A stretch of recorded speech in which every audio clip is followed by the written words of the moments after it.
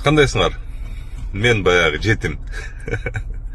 Экинчи жолу депутат болуп атам, анан экинчи жолу ушундай мени миллионер жетим кыла албай аткан кишилер табылып атат да. Биринчисинде да эсиңерде барбы? Биринчи жолу өткөндө дагы бир аял мен 4-5 квартирасы бар, анан Умарга бирди дарить этип койгон, анан кийин мындай тигиндей деп чыгарган эсиңерде бар да. Азыр дагы ошондой болуп атат да. Бирок мен кейгеним бул могу журналисттер. Эмне себептен силер качантан баштап мындай такталбаган маалыматтарды чыгарып калдыңар эле? Мен ошол моментти түшүнбөй калдым да негизинен. Буга баягы жоопкерчилик бар. Экинчиден болсо неме? Биринчисинде баягы аял киши мындай эле жөнөкөй эле мындай жарагын чыгарганда ушактычы. Азыр болсо мындай чоң эле байке чыгарып атат да. Бул ушакты чоң эле байке чыгарып атат. Ал байкенди эле мындай кыларга иши жокпу, мен билбейм, бирок негизинен мындай мамлекетиңизге пайда түшүргөндү издесеңиз болмокпу ушундан көрөчү.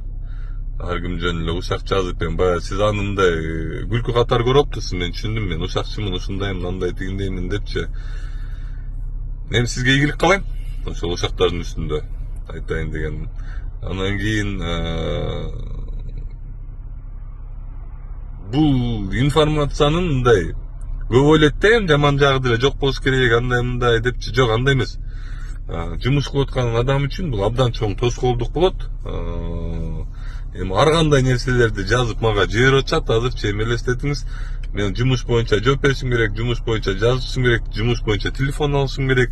Мага болсо болбогон бир нерсе боюнча чалып эле, анан болбогон нерселерди айтып эле, сүйлөп эле, ушундай нерселер болуп атат да. Ошол